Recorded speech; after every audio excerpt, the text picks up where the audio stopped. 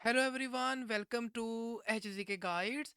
आज हम बात करने जा रहे हैं डेनमार्क की एक यूनिवर्सिटी के बारे में जो कि स्टूडेंट को स्कॉलरशिप की अपॉर्चुनिटी प्रोवाइड कर रही है। तो हम डिटेल में बात करें कि डेनमार्क की कौन सी यूनिवर्सिटी है। वो स्टूडेंट जो इस यूनिवर्सिटी के अंदर अप्लाई करना चाहते हैं, उन्होंने अपनी एप्लीकेशन को कब तक सबमिट करना है एडमिशन के लिए, और कौन सी चीज़ें रिक्वायर्ड है स्टूडेंट से कि वो इस यूनिवर्सिटी के अंदर एडमिशन के लिए अप्लाई कर सकें। और इसी के साथ साथ जो स्कॉलरशिप है, वो किन डिग्री प्रोग्राम के स्टूडेंट के लिए अवेलेबल है, उसके बेनिफिट क्या हैं, इन सब चीज़ों को हम डिस्कस करेंगे। तो सबसे पहले बात कर लेते हैं कि डेनमार्क की कौन सी यूनिवर्सिटी है। डेनमार्क की जिस यूनिवर्सिटी को आज हम डिस्कस करने जा रहे हैं, दैट इज़ रोस्केल्ड यूनिवर्सिटी। आपने क्या करना है कि सिंपली जो है सर्च करना है Roskilde university, and after searching this आपने क्या करना है कि सिंपली जो है इस एड्रेस को फॉलो करना है। So this is the place कि जहाँ पर आपको इस यूनिवर्सिटी की जो इंफॉर्मेशन है वो मिल जाएगी। तो इस यूनिवर्सिटी की तरफ से जो है जो स्कॉलरशिप ऑफर्ड की जा रही है वो मास्टर प्रोग्राम के जो स्टूडेंट हैं उनके लिए ऑफर्ड की जा रही है। वैसे तो इस यूनिवर्सिटी की तरफ से डिफरेंट मास्टर्स प्रोग्राम ऑफर किए जा रहे हैं जिनकी आप यहाँ पर कंप्लीट लिस्ट देख सकते हैं। लेकिन जो स्कॉलरशिप है वो स्पेसिफिक मास्टर्स प्रोग्राम के लिए अवेलेबल है, यानी उन मास्टर्स प्रोग्राम के स्टूडेंट के लिए अवेलेबल है जो किसी उन मास्टर प्रोग्राम के लिए अप्लाई करेंगे जिसके लिए स्कॉलरशिप ऑफर्ड की जा रही है। तो अगर आप एक ऐसे मास्टर प्रोग्राम के लिए अप्लाई करने जा रहे हैं जिसके लिए स्कॉलरशिप अवेलेबल है, तो देन आपको स्कॉलरशिप के लिए कंसीडर किया जाएगा। बट अपार्ट फ्रॉम दैट ये वो list of masters program available हैं जिसके लिए स्टूडेंट जो है इस यूनिवर्सिटी के लिए अप्लाई कर सकते हैं। अब बात करते हैं कि अगर आपने इस यूनिवर्सिटी में अप्लाई करना है ना सिर्फ एडमिशन के लिए, बल्कि चाहते हैं कि आपको आपके मास्टर्स डिग्री प्रोग्राम के लिए स्कॉलरशिप प्रोवाइड की जाए, और वो स्कॉलरशिप किन मास्टर्स प्रोग्राम के स्टूडेंट के लिए अवेलेबल हैं, तो अब बात करते हैं कि उसके लिए क्या चीज़ें रिक्वायर्ड है। तो सबसे पहली चीज़ तो ये कि आपने अपनी जो एप्लीकेशन डेडलाइन है उसको चेक करना है।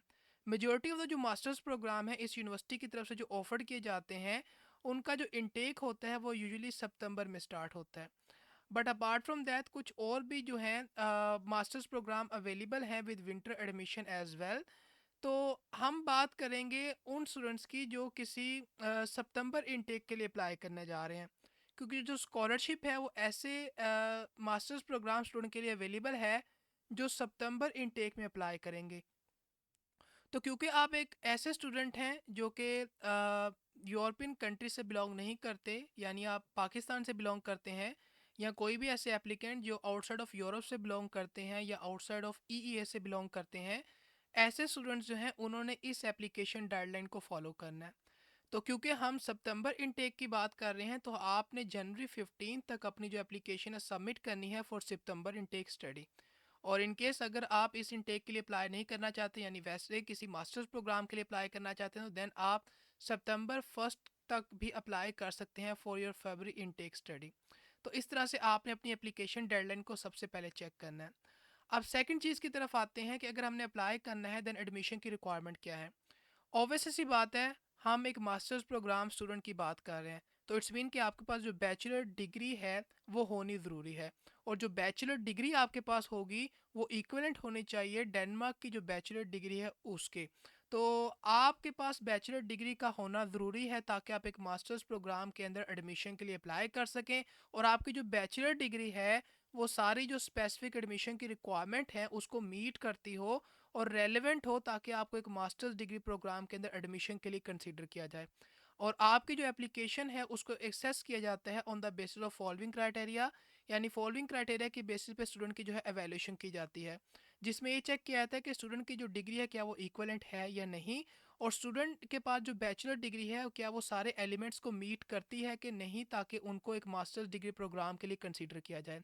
और ऐसे स्टूडेंट के जिनकी जो बैचलर डिग्री है वो सारे जो एसेंशियल क्वालिफिकेशन है उसको मीट नहीं करती, तो ऐसे जो स्टूडेंट्स हैं उनको प्री रिक्विजिट्स को मीट करना होता है। तो इसके लिए उन्हें क्या कहा जाता है कि उनको जो एडमिशन ऑफर किया जाता है वो कंडीशनल एडमिशन ऑफर किया जाता है। और जब वो प्री रिक्विजिट रिक्वायरमेंट्स को मीट कर लेते हैं देन उनको एडमिशन जो है ऑफर किया जाता है जो कंडीशन के बगैर होता है। तो इस चीज़ को भी आपने अपने माइंड में रखना है अगर आप जो है अप्लाई करना चाहते हैं एक मास्टर्स प्रोग्राम के लिए। इसी के साथ साथ स्टूडेंट ने जो इंग्लिश लैंग्वेज की रिक्वायरमेंट है उसको ही मीट करना है। अब ये डिपेंड करता है कि आपका जो मास्टर्स प्रोग्राम है क्या वो इंग्लिश लैंग्वेज में पढ़ाया जा रहा है या जो है डेनिश लैंग्वेज में पढ़ाया जा रहा है।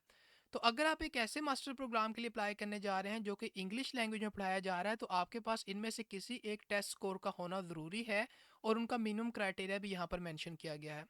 बट अपार्ट फ्रॉम दैट, अगर आपने एक ऐसा मास्टर प्रोग्राम चूज़ किया है या एक ऐसा मास्टर प्रोग्राम है जो कि पढ़ाया ही डेनिश लैंग्वेज में जा रहा है, तो देन आपको डेनिश लैंग्वेज की जो रिक्वायरमेंट है उसको मीट करना होगा, और इनमें से किसी एक रिक्वायरमेंट को अगर आप मीट करेंगे तो आप डेनिश लैंग्वेज की जो रिक्वायरमेंट है उसको मीट कर लेंगे।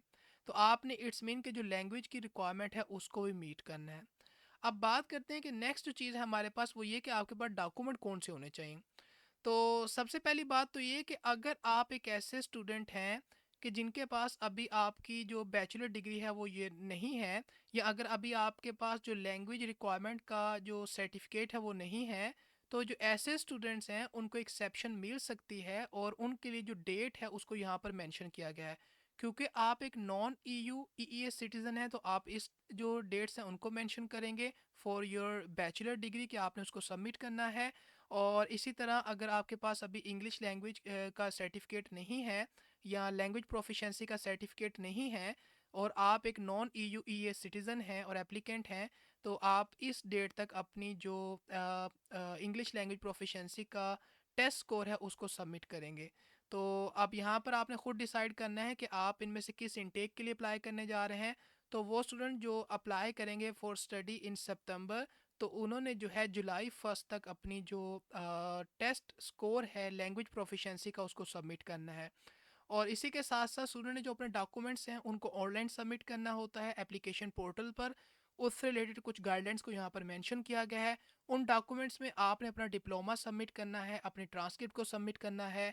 आपके ऐसे डॉक्यूमेंट्स यानी जो डिप्लोमा है, जो ट्रांसक्रिप्ट है, अगर वो डेनिश, इंग्लिश या इनमें से जो लैंग्वेजेस मेंशन है इनमें नहीं है, तो आपने उनकी ट्रांसलेशन इनमें से किसी एक लैंग्वेज में करानी है। और इनकेस अगर आपके डॉक्यूमेंट ऑलरेडी इनमें से किसी एक लैंग्वेज में है, तो देन आपको ट्रांसलेट करवाने की ज़रूरत नहीं है। अगेन, जो proof of English language qualification है वो आपसे रिक्वायर्ड होगा। या अगर आपने एक ऐसा प्रोग्राम चूज़ किया है जो डेनिश लैंग्वेज में पढ़ाया जा रहा है, तो देन आप डेनिश लैंग्वेज का जो क्वालिफिकेशन है उसका प्रूफ सबमिट करेंगे। स्टूडेंट ने अपनी जो पासपोर्ट की कॉपी है उसको सबमिट करना होता है। और इसी के साथ साथ ऐसे स्टूडेंट जो कि नॉन ईयू ईईएस सिटीजनशिप को होल्ड करते हैं, उन्होंने जो है अपनी एप्लीकेशन फ़ी भी जो है उनसे रिक्वायर्ड होगी, ताकि वो अपनी जो एडमिशन की एप्लीकेशन है उसको सबमिट कर सकें।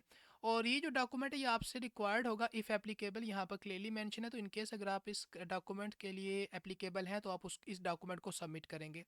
बट अपार्ट फ्रॉम दैट, क्योंकि हम स्कॉलरशिप की बात कर रहे हैं, तो वो स्टूडेंट जो स्कॉलरशिप के लिए अप्लाई करना चाहते हैं उनसे जो मोटिवेशन लेटर है वो भी रिक्वायर्ड होगा, और उन्होंने अपनी जो सीवी है उसको भी सबमिट करना है। इसी के साथ साथ कुछ ऑप्शनल डॉक्यूमेंट्स भी हो सकते हैं, यानी अगर आपके पास कुछ एकेडमिक अपनी स्टडी से रिलेटेड या एक्टिविटी से रिलेटेड कुछ डॉक्यूमेंट है तो आप उसको सबमिट कर सकते हैं। आपके पास थीसिस की डिस्क्रिप्शन है, कोर्स की या प्रोजेक्ट की डिस्क्रिप्शन है, तो आप उसको सबमिट कर सकते हैं। But these documents are optional, in case अगर आपके पास ये नहीं है तो आप उसके बगैर भी अपनी एप्लीकेशन को सबमिट कर सकते हैं। नेक्स्ट हमारे पास जो चीज़ है वो ये कि आपने जो एप्लीकेशन फ़ी है उसको जो है सबमिट करना है। जैसा कि हमने बात भी की कि जो नॉन ईयू ईएस स्टूडेंट्स हैं उन्होंने एप्लीकेशन फ़ी को भी सबमिट करना होता है। लेकिन जो नॉन ईयू ईएस सिटीज़न हैं उनको एग्जेम्पशन मिल सकती है एप्लीकेशन फ़ी की, अगर वो इनमें से किसी एक रिक्वायरमेंट को मीट करते हैं। पहली रिक्वायरमेंट ये है कि अगर आपके पास बैचलर डिग्री है और उसको आपने जो है ऑब्टेन किया है किसी डेनिश इंस्टीट्यूशन से यानी किसी डेनिश यूनिवर्सिटी से, तो आपसे जो एप्लीकेशन फ़ी है वो रिक्वायर्ड नहीं होगी। तो अगर आप इस रिक्वायरमेंट को मीट करते हैं ठीक है। अगर इस रिक्वायरमेंट को मीट नहीं करते तो देन आपको ये सेकंड रिक्वायरमेंट को अगर आप मीट करते हैं तो भी आपको एग्जाम्पशन मिल सकती है, जिसमें ये है कि अगर आप इनमें से किसी एक रेजिडेंस परमिट को होल्ड करते हैं तो भी आपसे एप्लीकेशन फ़ी रिक्वायर नहीं होगी। तो अब आपने ये खुद चेक करना है कि अगर आप इनमें से इन दोनों में से किसी एक रिक्वायरमेंट को मीट करते हैं तो देन आपको एग्जाम्प्ट कर दिया जाएगा एप्लीकेशन फ़ी से। बट इन केस अगर आप इनमें से किसी एक रिक्वायरमेंट को मीट नहीं करते, देन आपको जो एप्लीकेशन फ़ी है उसको सबमिट करना होगा, और जो एप्लीकेशन फ़ी है उसकी डिटेल को यहाँ पर मेंशन किया गया है। अब नेक्स्ट जो चीज़ है हमारे पास वो ये कि स्कॉलरशिप कौन सी अवेलेबल हैं, और यहाँ पर क्लियरली मेंशन है कि जो Danish state tuition fee waiver हमारे पास स्कॉलरशिप्स हैं, वो स्पेसिफिक जो एप्लीकेंट हैं और जो स्पेसिफिक नंबर ऑफ़ प्रोग्राम हैं उनके लिए ऑफ़र की जाती है। यानी कुछ मास्टर्स प्रोग्राम होते हैं जिनके लिए स्कॉलरशिप ऑफ़र की जाती है, और जो स्कॉलरशिप होती है ये हाईली टैलेंटेड जो स्टूडेंट्स होते हैं, एक गुड एकेडमिक रिकॉर्ड को होल्ड करते हैं और बिलोंग करते हैं किसी ऐसे कंट्री से जो कि आउटसाइड ऑफ ईयू या ईए हो। तो ऐसे जो स्टूडेंट हैं उनको ये स्कॉलरशिप प्रोवाइड की जाती है। और जो स्टूडेंट हैं वो अपनी जो ट्यूशन फ़ी है उसको भी पे करते हों, तो ऐसे स्टूडेंट एलिजिबल हैं इस स्कॉलरशिप प्रोग्राम के लिए। और जो ट्यूशन फ़ी वेवर और जो स्कॉलरशिप्स होती हैं वो डिस्ट्रीब्यूट की जाती हैं, यानी स्टूडेंट को प्रोवाइड की जाती है once a year only for the सितंबर एंट्री। तो यहाँ पर क्लियरली मेंशन है, तो इट्स मीन कि आपने जो अपनी एप्लीकेशन भी सबमिट करनी है और अगर आप चाहते हैं कि स्कॉलरशिप के लिए आपको कंसीडर किया जाए, तो सितंबर एंट्री के अंदर जो स्कॉलरशिप्स हैं उनको ऑफर किया जाता है। और स्टूडेंट जो है उनको स्कॉलरशिप प्रोवाइड की जा सकती है, उसका जो मैक्सिमम ड्यूरेशन है वो 22 मंथ्स का हो सकता है, और किसी ऐसे प्रोग्राम के लिए जो कि स्टार्ट होगा सितंबर के अंदर। और इसी के साथ साथ इतनी अमाउंट की जो स्कॉलरशिप है वो आपको प्रोवाइड की जाएगी पर मंथ, ताकि आप अपना जो लिविंग एक्सपेंसेस हैं उनके लिए आपको ये प्रोवाइड की जाएगी, यानी एक किस्म का आपको living allowance per month provide किया जाएगा। और अगर बात की जाए कि कौन लोग अप्लाई कर सकते हैं, अगेन ऐसे स्टूडेंट जो कि अप्लाई करना चाहते हैं स्कॉलरशिप के लिए, वो नॉन ईयू या ईईए जो सिटीज़न है वो होने चाहिए और ट्यूशन फ़ी पेइंग स्टूडेंट होने चाहिए और अप्लाई कर रहे हों किसी मास्टर्स प्रोग्राम के अंदर, ताकि उन्हें स्कॉलरशिप के लिए कंसीडर किया जाए। तो यहाँ पर अगेन रिक्वायरमेंट्स को मेंशन किया गया है, तो आप इनको दोबारा से भी रीड कर सकते हैं। अब बात करते हैं किन मास्टर्स प्रोग्राम के लिए स्कॉलरशिप अवेलेबल है। तो इनमें से अगर आप किसी एक मास्टर प्रोग्राम के लिए अप्लाई करना चाहते हैं, तो इन मास्टर्स प्रोग्राम के लिए जो ट्यूशन फ़ी वेवर है और जो स्कॉलरशिप है वो अवेलेबल है, यानी सिर्फ इन्हीं प्रोग्राम के स्टूडेंट को जो स्कॉलरशिप है वो ऑफर्ड की जाएगी। अब बात करते हैं कि अप्लाई किस तरह से करना है, तो आप सिंपली अप्लाई करेंगे जब आप एडमिशन के लिए अप्लाई करेंगे, और जब आप एडमिशन के लिए अप्लाई करेंगे और चाहते हैं कि आपको स्कॉलरशिप के लिए कंसीडर किया जाए, तो आपको जो मोटिवेशन लेटर है और सीवी को भी सबमिट करना होगा अपनी ऑनलाइन जो एप्लीकेशन है for admission for your masters program उसके साथ ही। और जो एप्लीकेशन डेडलाइंस हैं हमने उनको भी डिस्कस भी किया था। तो इस तरह से आपने इस स्कॉलरशिप के लिए अप्लाई करना है, और इन प्रोग्राम के लिए जो ट्यूशन फ़ी वेवर स्कॉलरशिप है वो अवेलेबल है और आप इसे अवेल कर सकते हैं। और नेक्स्ट जो चीज़ हमारे पास वो ये कि आपने अपनी एप्लीकेशन को ऑनलाइन सबमिट करना है। सिंपली आपने क्या करना है कि अब ये डिसाइड करना है कि क्या आप एक ऐसे मास्टर प्रोग्राम के लिए अप्लाई करने जा रहे हैं जो कि इंग्लिश लैंग्वेज में पढ़ाया जा रहा है, या आप एक ऐसे मास्टर प्रोग्राम के लिए अप्लाई करने जा रहे हैं जो कि डेनिश लैंग्वेज में पढ़ाया जा रहा है। तो अकॉर्डिंग टू दैट आप ऑप्शन को चूज़ करेंगे और अपनी जो एप्लीकेशन है उससे इस ऑनलाइन यूनिवर्सिटी का जो एप्लीकेशन पोर्टल है उस पर सबमिट करेंगे along with all the required documents. और अगर आप स्कॉलरशिप के लिए एलिजिबल होना चाहते हैं तो देन आपको मोटिवेशन लेटर भी सबमिट करना होगा और सीवी को भी सबमिट करना होगा, ताकि आपको स्कॉलरशिप के लिए जो है कंसीडर किया जाए।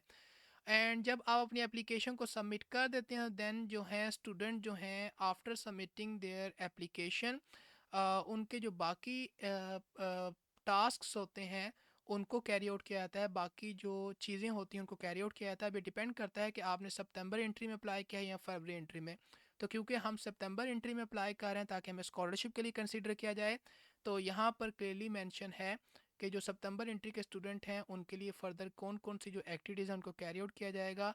तो यहाँ से आप सिंपली चेक कर सकते हैं कि किस मंथ में क्या एक्टिविटी जो है कैरी आउट की जाएगी, स्टूडेंट को कब इन्फॉर्म किया जाएगा। और जब स्टूडेंट एनरोल हो जाएंगे उनको जो मैसेज है रिगार्डिंग देयर एडमिशन, उसके बारे में स्टूडेंट को जो है अराउंड अगस्त बताया जाएगा कि अराउंड अगस्त जो है स्टूडेंट रिसीव करेंगे message once they have been enrol, कि जो स्टूडेंट हैं वो अपने मास्टर्स प्रोग्राम के अंदर एनरोल हो चुके हैं। फर्दर आपने मेक श्योर करना है कि जो सारी रिक्वायरमेंट्स हैं और जो जो गाइडलाइंस मेंशन की गई हैं इनको आपने ज़रूर रीड करना है। और इन केस अगर आपको रिक्वेस्ट किया जाता है कि आपका कोई डॉक्यूमेंट मिसिंग है, जस्ट लाइक हमने बात की थी कि अगर आपके पास अभी बैचलर की डिग्री नहीं है या आपके पास लैंग्वेज प्रोफिशेंसी का सर्टिफिकेट नहीं है, तो उन डॉक्यूमेंट्स को भी आपने उनको सबमिट करना है व्हेन रिक्वायर्ड, ताकि आपकी जो एप्लीकेशन है उसका प्रोसेस एक स्मूथ वे में कैरी आउट किया जाए और आपको एडमिशन के लिए कंसीडर किया जाए। और ना सिर्फ आपको एडमिशन के लिए कंसीडर किया जाए बल्कि आपको इस ट्यूशन फ़ी वेवर स्कॉलरशिप के लिए कंसीडर किया जाए, जिसमें आपको ट्यूशन फ़ी की सपोर्ट ही प्रोवाइड की जाएगी और आपको जो है पर मंथ लिविंग अलाउंस भी प्रोवाइड किया जाएगा। तो ये थी आज की स्कॉलरशिप की अपॉर्चुनिटी उन स्टूडेंट्स के लिए जो डेनमार्क से स्टडी करना चाहते हैं। एंड आई होप सो कि ऐसे स्टूडेंट जो डेनमार्क से स्टडी करना चाहते हैं उनको ये स्कॉलरशिप की अपॉर्चुनिटी अच्छी लगी होगी जो कि इस यूनिवर्सिटी की तरफ से ऑफर्ड की जा रही है। एंड आई होप सो कि आप इस अपॉर्चुनिटी को जो है आपको अच्छी लगी होगी। तो आज के लिए इतना ही। मिलते हैं आपको किसी नई अपॉर्चुनिटी के साथ। So till then take care and good bye.